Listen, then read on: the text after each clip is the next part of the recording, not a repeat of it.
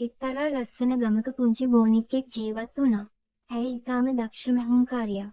ඇගේ කුඩා මැෂිමින් දිවල් රැ නොබලා ඇය හරිම සතුටින් ලස්සන ගවුම් සහ ෂර්ට් මැහුවා. නමුත් එක් දවසක නපුරු කාන්තාවන් දෙදෙනෙක් ඇගේ වෙළඳසැලට ආවා. ඔවුන් බෝනික්කා මැසූ ඇඳුම් දෙස බලා මෙහෙම කිව්වා. "ඔව්, මේවා මොන වගේ ඇඳුම්ද? මේවා කොහොමටවත් ලස්සන නැහැ." ඔවුන් බෝනික්කාට හොඳටම බැන වැදුනා. මේ දේ අසා බෝනික්කාගේ පුංචි හිත ගොඩක් රිදුනා. ඇය එදා රැ හුඟක් ඇඬුවා.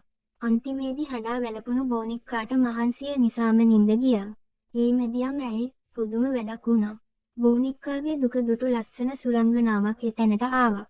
සුරංගනාවිය ඇගේ රන්වන් යෂ්ටිය ලෙලවා මුළු කාමරය පුරාම විවිධ වර්ණවලින් දිලිසෙන, ලොව මෙතෙක් කිසිවකු නොදුටු තරම් ලස්සන ගවුම් ගොඩක් මව්වා. වසුදා උදෑසන අවදි වූ බෝනික්කා තමා වටා තිබූ ඒ අලංකාර ඇඳුම් දැකලා පුදුමයෙන් ගල් ගැහුණා. ඇගේ දැස් අදහාගන්න බැරි වුණා. ඉන්පසුව ගමේ හැමෝම මේ ලස්සන ඇඳුම් ගැන අහලා ඒවා බලන්න ආවා.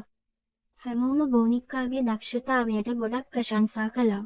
බොහෝ දෙනෙක් ඉතා ආසාවෙන් මේ ගවුම් මිලදී ගත්තා. බෝනික්කාට ගොඩක් මුදල් ලැබුණා. අන්තිමේදී තමා ගැන දොස් කියපු අය ගැන අමතක කරලා බෝනික්කා නැවතත් සතුටින් ඇගේ මැහුම් කටයුතු කරගෙන ගියා.